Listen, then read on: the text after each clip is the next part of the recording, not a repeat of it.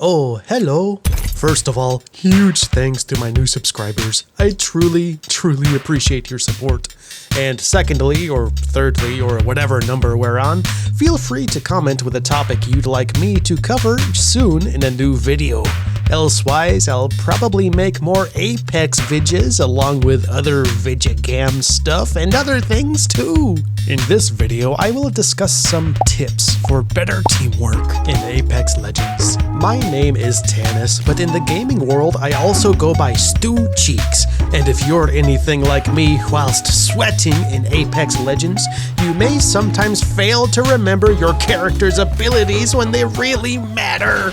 Oh, stupid gas! Come on. Nice try. Oh, sugar! I forgot it was Wraith. I could have phased out. Oh, dude, you're the worst Wraith I've ever seen. I really am. Or you may also sometimes fail to land most of your sniper shots.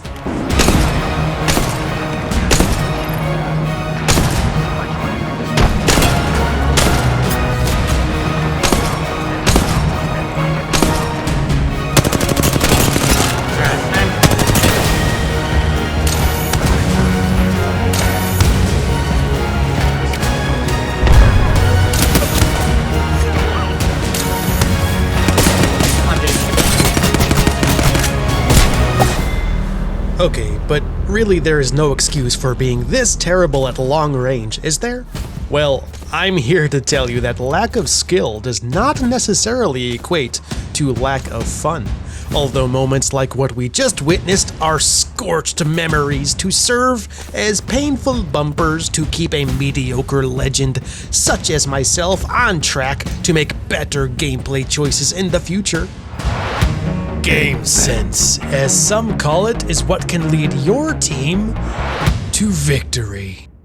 However, I completely understand the desire to make hero plays in Apex because the adrenaline rush is enticing, and if you succeed, well, it's a damn good feeling. If you fail, though, well then, you hopefully realize why it was a mistake to even attempt such insanity. This brings me to my point. Apex Legends is designed to be a team game, meaning that if your squad fails to play as a team, then you likely will lose the match.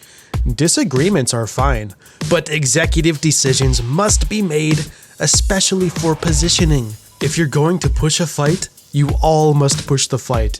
If you're going to flee, you all should flee. Stick together. That's the key. If even one member of your squad is not on board, then the odds are as much in your favor as they were in mine when I tried to be the hero in this play. In contact with enemy. I think there's one on this roof. Oh, they got me pinned, guys. Crap, okay. I'm gonna try to get him. I'm running. Oh crap. Yes, I may have partially vocalized my idea to my team, and it seemed like the right move at the time to try to surprise the enemy. But the truth is I was way overconfident, and I fumbled. If I paid more attention to playing with my team, then I would not have left my teammates at a disadvantage.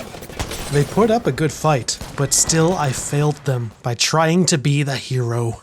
Anyway, game sense is about more than just positioning.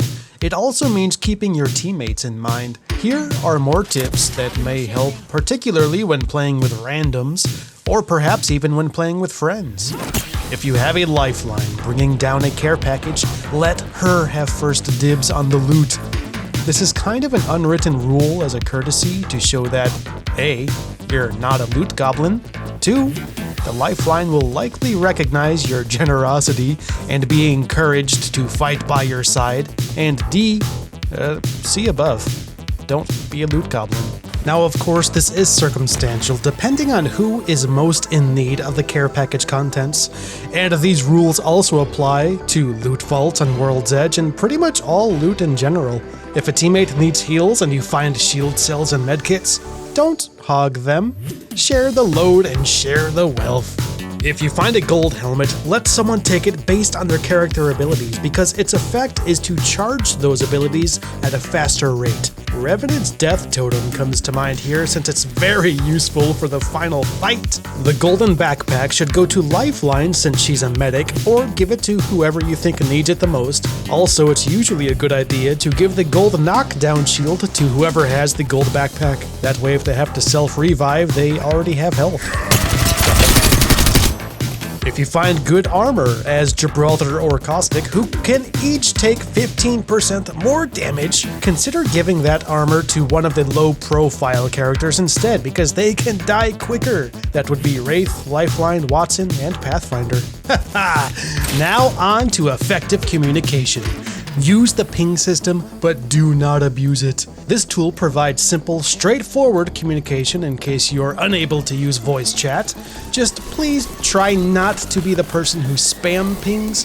Trust me, I understand the lust for pinging enemy here, enemy over here, over and over and over and over. But this actually is detrimental, as what it does is distract your teammates when they are trying to listen for footsteps and observe what the enemy is doing, so they can make the best decision possible in the moment. If all they hear is a Gatling gun clip of enemy pings, they likely cannot hear anything else and are more likely to lose the fight. Ping helpfully, not harmfully. Thank you. My final tip for now: do not worry about your stats. Your win rate and your kill-death ratio are really not that important. You could do 2,000 damage in a match with 0 kills. And you know what? Who cares?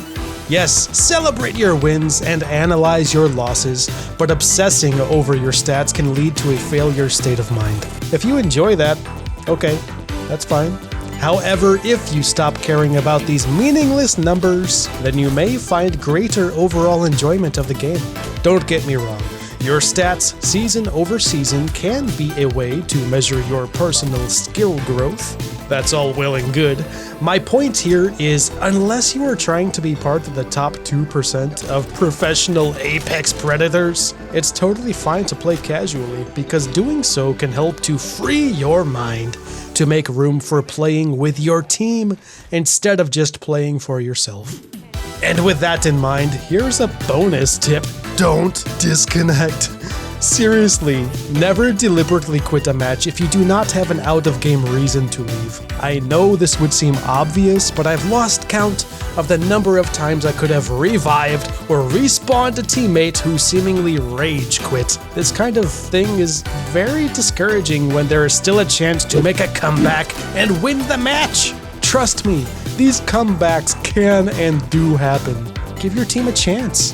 Now, of course, everything I've mentioned here is situational, but still, I hope you found value in my tips.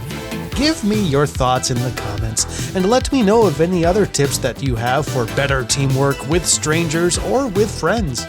Y'all are stupendous for watching this whole video. I truly appreciate it. Leave a like, subscribe if you want, or, I don't know. I'm trying to get up to those sweet triple digits so I can finally get a custom URL for my YouTube channel. Anyway, thank you so much, and goodbye for now, you cheeky